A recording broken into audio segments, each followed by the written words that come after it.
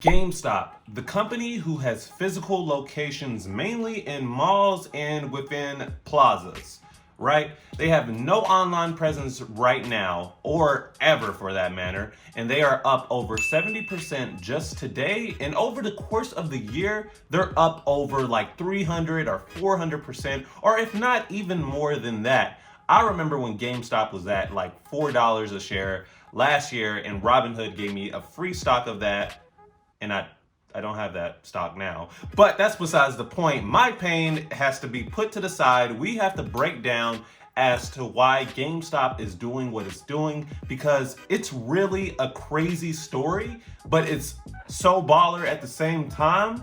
I don't even know where to begin with this, but I'm gonna do my best to break this down for you all in this battle of Wall Street versus the retail trader, who is often called, as you all know, dumb money or dumb Robinhood traders. So let's break it down, and yeah, hope you enjoy. So what's up with this GameStop stock? Right now I have like an article from Time Magazine up about it, so that should be like side by side, so you can see like all the points that I want to break down in this article. So I want to skip over like all the fluff because this article is very just long and detailed. Let's just get right into it. So GameStop, which primarily sells video games and consoles, correct, has been on a slow decline for some time.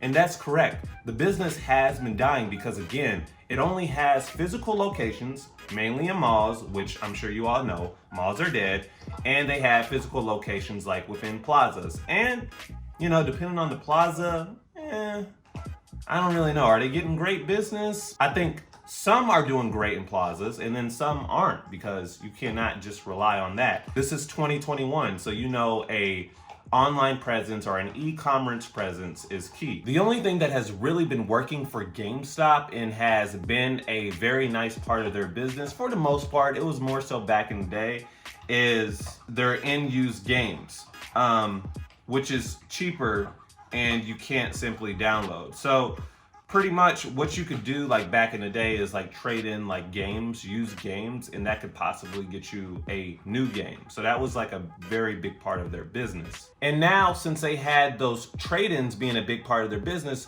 we also have to remember the PlayStation 5 and the Xbox Series X/S consoles.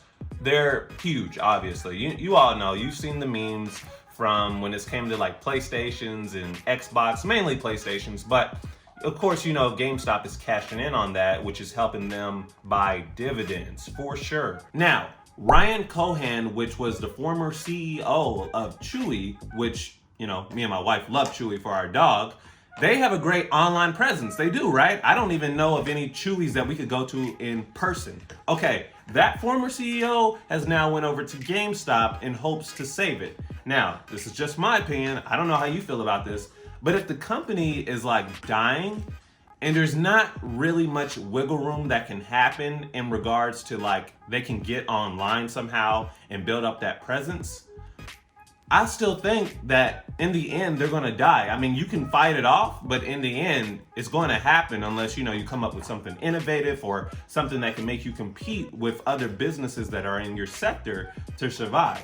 So Ryan Cohen is now like the CEO of GameStop, and he has left Chewy. But with all that being said, even though I do think the business will die in the long run, I have to have some optimism there because, again, Chewy, I don't know of any like physical stores, but their online presence is amazing.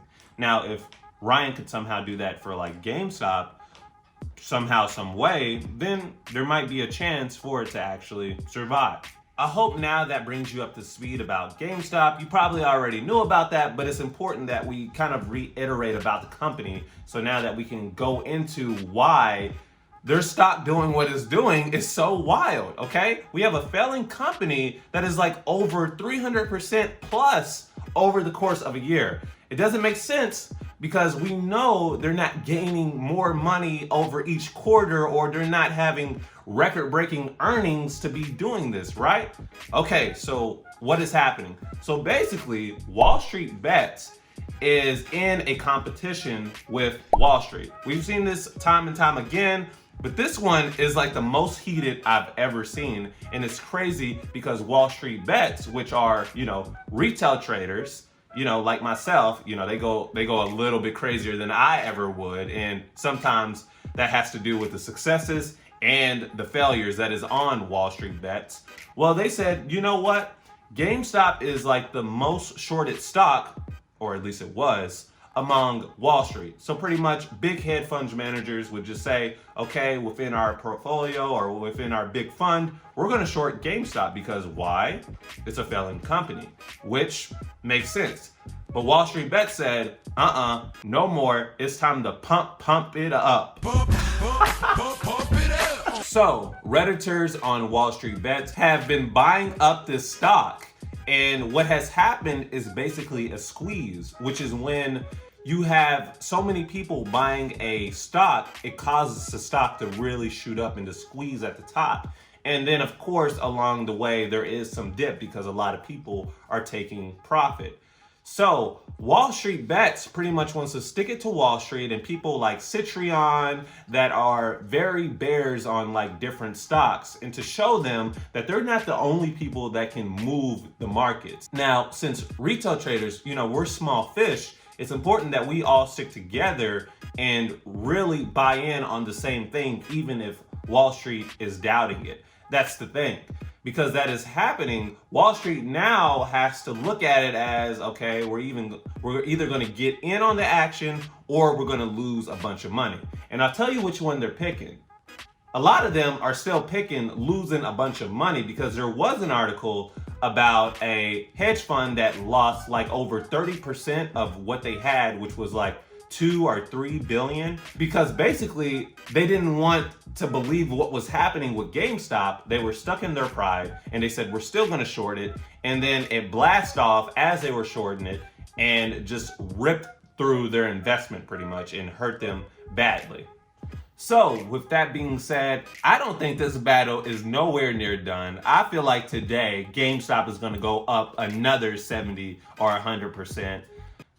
God bless all you who had that stock when it was $4 a share. I should have held. But I don't think this battle is going anywhere soon. I think it's quite interesting. And honestly, to me, it's like a double-edged sword. Half of me feels like good about that because this story right here, what, Wall Street Bets are doing and retail traders by surging this thing to the moon.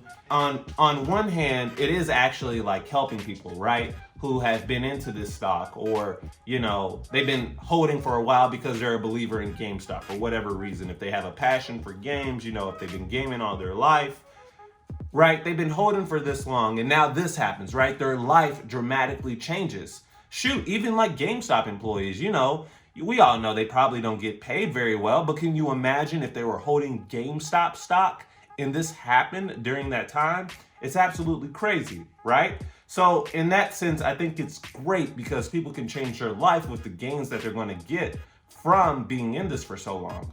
But then we have the other end of it from people who don't really know about trading. They don't really have a lot of experience. They're just hearing that GameStop stock is shooting off to the moon and they're getting in maybe at the wrong time and they're losing a significant portion of their money that they can't afford to lose. And with that being said, that's why it's important with everything that I said that you still go the extra mile and do your due diligence on GameStop if you want to buy it. Now, what am I going to do? I ain't going to buy it because that thing is crazy and I don't want to lose my money because I don't know what it's going to do. It's up and then it's down. It's up and then it's down. But I will say the story is absolutely inspiring. If you're into GameStop already, round of applause for you as long as you got in early. I hope you all enjoyed this video. Let me know down in the comments if you're a bull or a bear on GameStop. Subscribe to the channel, of course, if you're new to it. And if you want to see more of these videos, definitely let me know. And I hope I broke this down easily for you all. See you in the next video. Peace.